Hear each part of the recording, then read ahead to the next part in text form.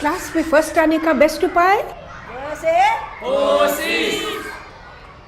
Hello मेरे class 11 के दोस्तों, आपके इतिहास की जर्नी, इतनी लंबी जर्नी करते हुए आज हम चैप्टर 10 पे आए हुए हैं। और चैप्टर 10 का फर्स्ट भाग तो मैंने कर लिया है आपके साथ, जिसमें हमने बताया कि ऑस्ट्रेलिया और अफ्रीका में कैसे उपनिवेश बने और वहाँ के जो आदि निवासी थे वो कैसे विस्थापित हो गए।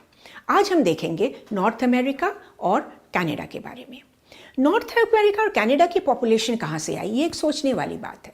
फिर से याद करो, 2 लाख साल पहले पहला मानव उत्पन्न हुआ अफ्रीका में। अफ्रीका की आबादी बढ़ती गई, फिर अफ्रीका से लोग निकले और वो यूरोप और एशिया में फैल गए। एशिया में चलते चलते चलते चलते चलते वो एकदम एशिया के ऊपर पहुँचे, जहाँ रशिया के ऊपर, ये देखो ये जगह, इस जगह का नाम है बेरिंग स्ट्रेट। यहाँ पे वो जब पहुँचे, आज यहाँ समुंदर है, पर वहाँ शायद उस वक्त एक भूखंड था, एक ब्रिज की तरह था। समय था कोई आज से 30,000 साल पहले। 30,000 साल से 15,000 साल तक लोग यहाँ से, इस बेरिंग स्ट्रेट से, एशिया से होते हुए वो नॉर्थ अमेरिका में पहुँचे। आज से 10,000 साल पहले नॉर्थ अमेरिका में बहुत भारी एक हिम युग हुआ था, आइस एज हुआ था। पूरा एरिया एक बर्फ़ के चादर से ढक गया था।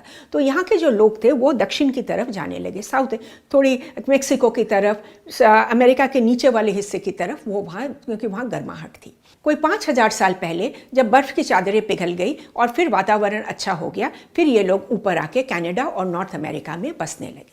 अब हमें कैसे पता चला कि 10,000 साल में हिमयुग हुआ, 5,000 साल तक वहाँ पे कोई आबादी नहीं रही, उससे पहले थी और उससे बाद थी?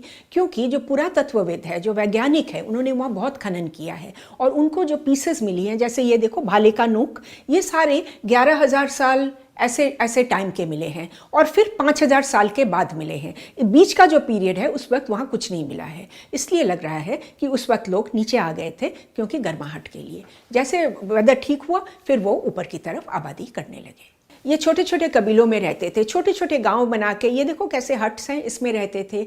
और ये खाते क्या थे? ये उगाते थे मकई बहुत ज़्यादा, और सब्जियाँ, फल, और मछली और मांस भी खाते थे। इसके लिए वो हंटिंग करने जाते थे, बाइसन नाम के जंतु का हंटिंग करते थे वो। पर हंटिंग इतना ही करते थे कि जितनी अपनी ज़रूरत है, अपनी ज़रूरत से ज़्यादा ना तो मछली लेते थे, ना ही बाइसन को वो मारते थे।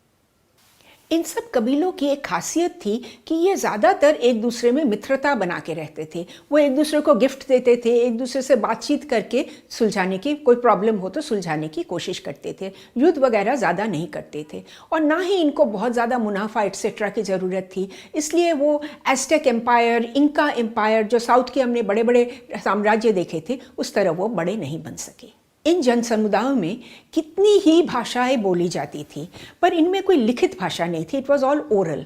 और ये जन समुदाय कैसे हुई, कैसे बड़ी हुई, इसकी जो इतिहास है, ये बुज़ुर्ग छोटे छोटे बच्चों को सुनाते थे। फिर ये छोटे बच्चे जब बड़े होते थे, वो अपने बच्चों को सुनाते थे। इस तरीके से एक ओरल ट्रेडिशन चल रहा था। मिसिसिपी नदी के किनारे बाजार लगते थे, जहां एक कबीले दूसरे कबीले के लोग अपनी चीज़ें आदान प्रदान करते थे। इन जनजातियों का मानना था कि समय साइकिल की तरह है, एक चक्र की तरह है, जो हिस्ट्री कीप्स रिपीटिंग इटसेल्फ, इतिहास बार बार होता है। जो ऊपर जाता है वो नीचे आता है, फिर ऊपर जाता है, फिर नीचे आता है।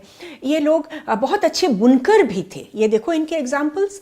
और ये प्रकृति के साथ घुल मिल के रहते थे, इसलिए वो प्रकृति के सिग्नल्स पढ़ सकते थे। कब तूफान आने वाला है, कब भूमिकंप होने वाला है, ये पहले ही बता सकते थे। 15th सेंचुरी में Christopher Columbus, Amerigo Vespucci, Hernando Cortez, ऐसे सब नाविक पहुँचे। और वो कहाँ पहुँचे, ये देखो। और फिर ये साउथ अमेरिका में फैल गए। वहाँ उन्होंने पेरू, बोलिविया, मेक्सिको, सब, ब्राज़ील, सब पर उन्होंने अपना कब्ज़ा जमा लिया। बड़े बड़े खेत खलियान बना लिए और वो जो मूल निवासी थे उनको दास बना लिया था। ये तो हम पहले ही पढ़ चुके हैं। कोई 200-300 साल तक स्पेन, पुर्तगाल इत्यादि के जो लोग थे, व्यापारी थे, ये दक्षिण अमेरिका में ही सीमित रहे। 17th सेंचुरी में फ्रेंच ट्रेडर्स उत्तर अमेरिका की तरफ गए। वहाँ के लोगों ने इनका खूब स्वागत किया, क्योंकि वो बड़े ही सिंपल माइंडेड थे, अच्छे लोग थे। उन्होंने उन्हें प्यार से स्वागत किया। और फ्रेंच लोगों ने बोला, हमें 2 चीज़ें चाहिए, हमें खूब मछलियाँ चाहिए, मछलियों को हम नमक लगाएंगे, सुखाएंगे और जहाज़ में भर भर के ले जाएंगे अपने देश, वहाँ हमें लोगों को खिलाना है। दूसरे नंबर पे हमें चाहिए ऊदबिलाव का, बीवर का, जो रोएदार चमड़ा, जो फर है, वो चाहिए हमें, क्योंकि उससे जो कोट बनती है वो हम उसकी बड़ी डिमांड है। वहाँ के लोगों ने उन्हें कॉडफिश पकड़ने में, ऊदबिलाव पकड़ने में बहुत हेल्प भी किया और बदले में फ्रेंच व्यापारी ने उन्हें क्या दिया? कंबल, लोहे के बर्तन, बंदूक, बारूद, ये सारी चीज़ें उनको दी और उन्होंने दिया विस्की। वहाँ के लोगों ने पहले विस्की देखा नहीं था, ये विस्की पीने के बाद वहाँ के लोगों को विस्की की आदत हो गई। जैसे जैसे व्यापारी अपने देश में जाके नॉर्थ अमेरिका के बारे बताने लगे, वहाँ के काफ़ी सारे लोग आने लगे। किस किस्म के लोग आते थे? नंबर 1, जो गरीब किसान जिसके पास ज़मीन नहीं है, काश्तकार, उनको लगता था यहाँ के हम अपनी किस्मत आजमाएं। नंबर 1 वो आते थे। नंबर 2, कुछ लोग थे जो अपने धर्म विश्वास के लिए पीड़ित थे। वहाँ के जो देश के धर्म विश्वास के साथ उनका विश्वास मिलता नहीं था, तो इसलिए वो वहाँ छोड़कर वो अमेरिका आने की कोशिश करने लगे। और नंबर 3 थे उस वक्त जो अमीर लोग थे, उनके जो बड़े पुत्र को सारी संपत्ति, सारी जायदाद सब बड़े पुत्र को मिलता था, छोटे पुत्र को कुछ नहीं मिलता था। तो ये जो जितने छोटे बेटे थे वो अमेरिका में आकर अपना धन दौलत बनाने की कोशिश करते थे।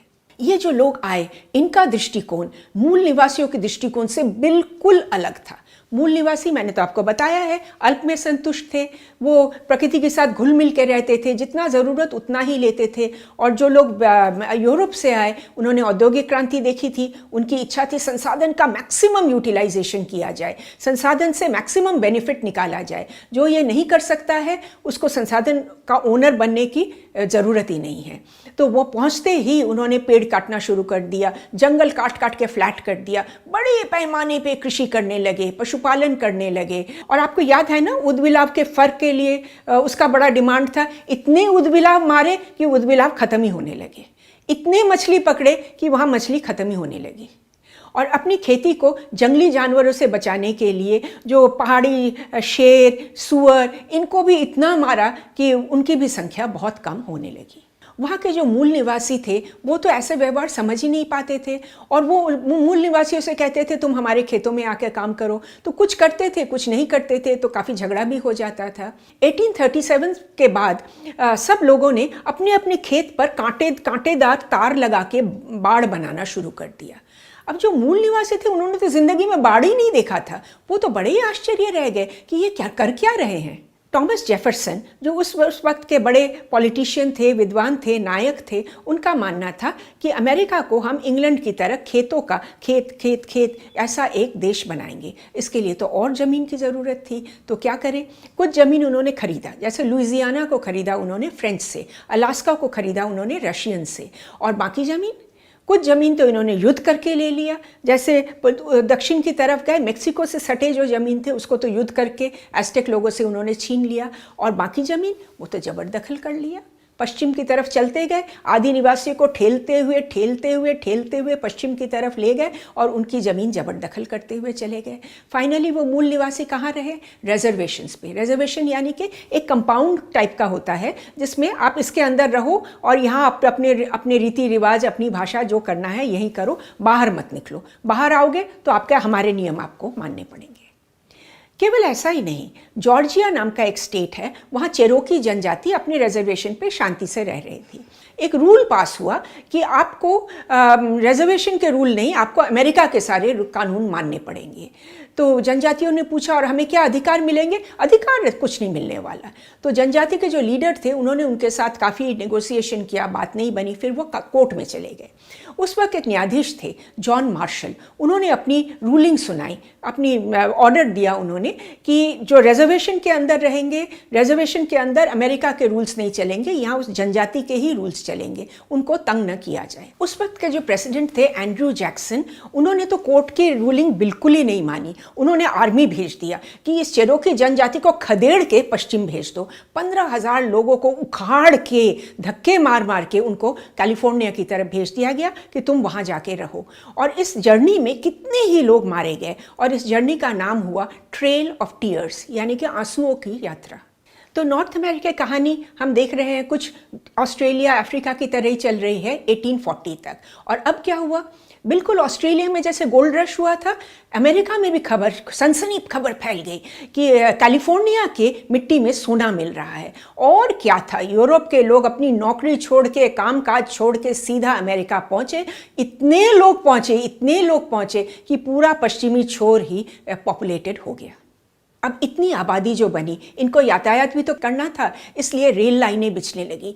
पूरे अमेरिका को ईस्ट से वेस्ट, नॉर्थ से साउथ रेल लाइन से इसको कनेक्ट करना। और इसका काम किसने किया?